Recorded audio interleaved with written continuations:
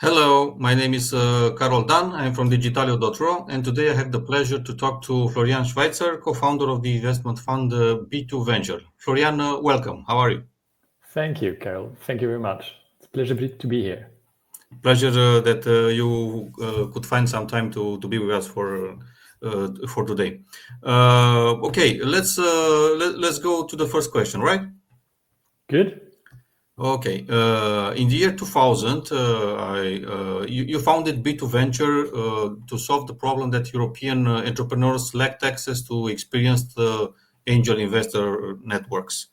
After two decades into this business, do you think that this problem has been solved? Yes. I mean, it's not 100% solved, but we have moved forward quite a lot. And actually, I think it's two parts of a problem or of a challenge, right? The first is to have enough quality angels, and by quality I mean,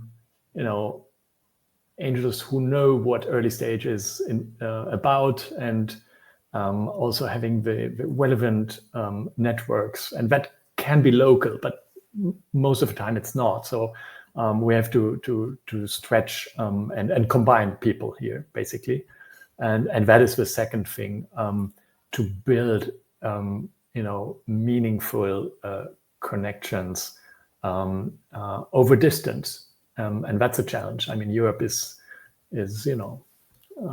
big continent, and it's not fragmented continent. And fragmented, exactly, and not concentrated like in Silicon Valley, where you can meet everyone in a coffee. So we have built that trust, and we transport that throughout the regions where we are active. Okay.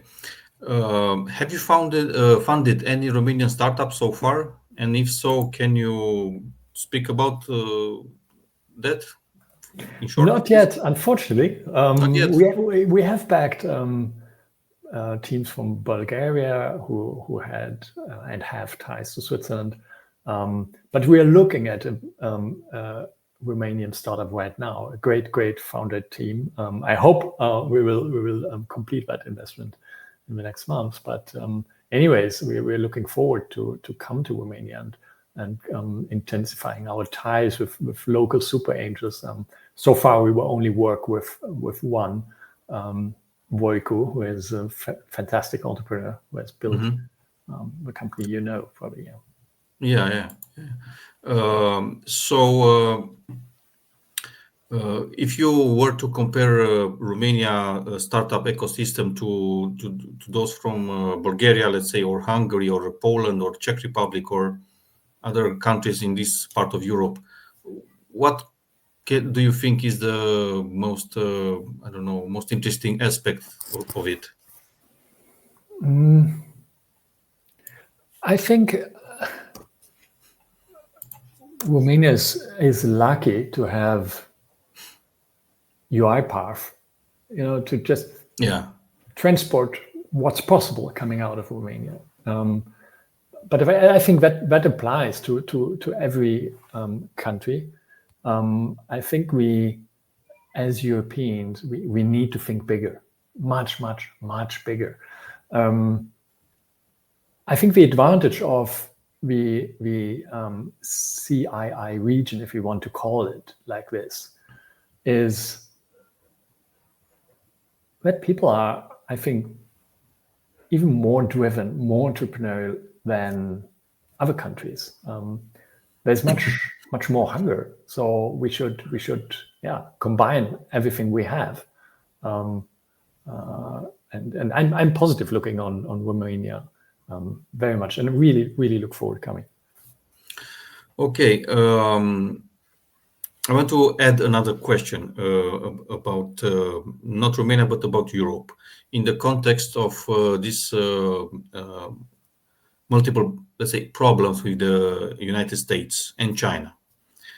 Do you think that Europe has any chance of winning this technology race with US and China? or it's already lost and there's nothing to do? It's a tough question. I mean,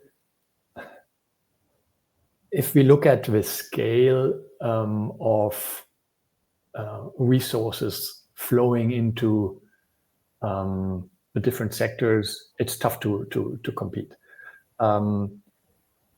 However, we have the resources. Yeah.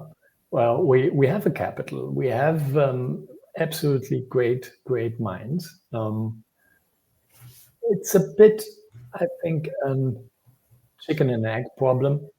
We need very successful startups to show what's possible. We need successful investors to believe in what's possible. So unfortunately, this is a little bit a chicken and egg problem, and it only incrementally goes up. So we need to change our mindset, and we need to think of, okay, how can we build $1 trillion or euro, let's call it euro, company out of here? It starts with a mental exercise, I'm sure, and we can. We are 500 plus million on this continent. Yeah, but you already said that we need to think bigger, but maybe this is related to the scale of the companies and to the scale of the businesses that could be built in Europe.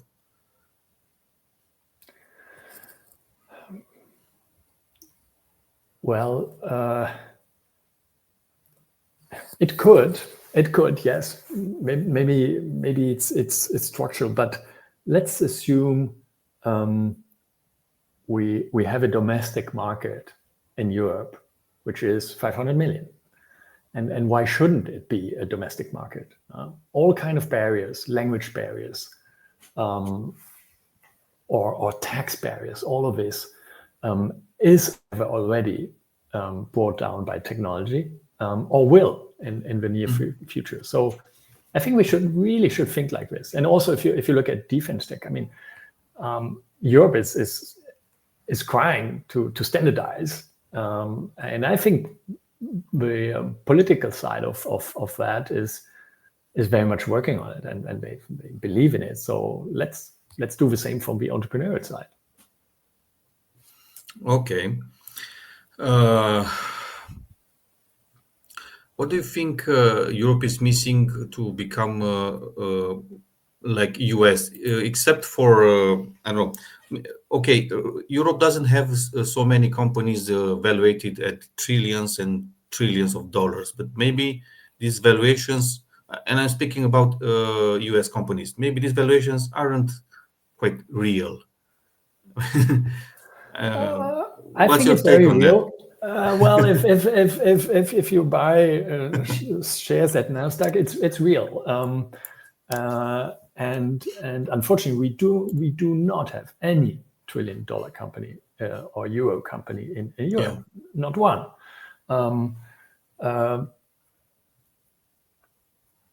But who tells us this would not be possible? I mean, of course, it's in theory it's possible. But I think it's very good that we already do speak of a $1 trillion company, because between a unicorn and a $1 trillion company, there's a lot of room. And we are not fixed on unicorn in our discussion here. And I think we really should stop talking about unicorns for many reasons, by the way. Can you speak about more about this? Why shouldn't we speak about unicorns too much? I like the idea. That's why I think unicorns have become something like a fetish. Oh, I've built a unicorn, or we are a unicorn. What is it? I mean, if a great company grows, it probably should be, an intermediate step, exactly as the IPO or the listing of a company is not the goal. It's an intermediate step to further grow and stay independent. And I mean, in an extreme case, I mean, you can create a company and sell me a tiny fraction of something ridiculous. I invest $1 and you have a unicorn. We can make it up. This is an extreme case. Also, private markets are not as dumb as some people may think. But again, it's not something we should define as a goal, either investors or founders. Right. In your experience, what differentiates startups that manage to scale quickly from those that struggle to gain investor support and to get bigger? So, yeah, I think here we have two questions interlinked to each other. Let me take the first. What differentiates startups that scale? I mean, scale quickly or not quickly? I don't think that it necessarily has to be very quick. Nowadays, we hear a lot about those companies scaling from 0 to 10 or 100 million ARR, and I don't know, we are counting months, maybe weeks or days or hours in the near future. I mean, that is fantastic, and it's amazing what's possible with AI. However, margins and unit economics are very, very relevant. They have been in the past, they are, and they will in the future. So we have to differentiate a bit, and sometimes it's worth focusing a bit more on the product before scaling. So that's what I'm saying. And then the other part of your question, what differentiates entrepreneurs who can attract investor support or those who struggle? I think, there's a bit like there's maybe luck that you are at the right place, right time, you speak to the right people, you know the right people, and you are in the flow of the right idea or the perceived right idea right now. And then you are on the lucky side of things. But maybe you're also a very good, very smart entrepreneur, and you are working on something which is not obvious at all, and which is not, everyone's darling because everyone is talking about it. And very often those ideas and those people are ahead of that time, and by the time they have the funding, they can build the product, and they bring it to market, it may be the right time. So timing is everything, and it's not clear which ideas will become mainstream. And we don't necessarily need mainstream. We need good entrepreneurs and good investors finding the right ideas at the right time. And the final question, Florian. In less than 1 month, you'll be here in Bucharest at How to Web conference in October, at the in the 1st and 2nd of October. What expectations do you have from that conference? First of all, I want to grasp how the ecosystem in Romania, but also in the entire region, the CEE region is developing. And I really hope to meet, a dozen of entrepreneurs who are about to raise their pre-seed or seed rounds, and also very successful, experienced, and knowledgeable angel investors who see value in collaborating cross-country, as we do at b2venture. This is really our credo, saying that working together helps us to scale and support the companies to become real stars, growing out of whatever country in Europe to become global players. So that's the aim.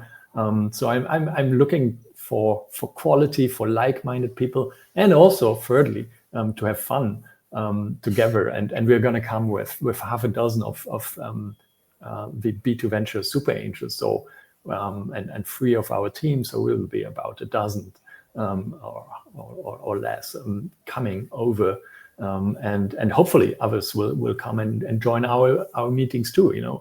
We are at the Start Summit every year, and other conferences alike. So I think we need to learn to know each other, build connections, and then execute on fantastic ideas and support our founders.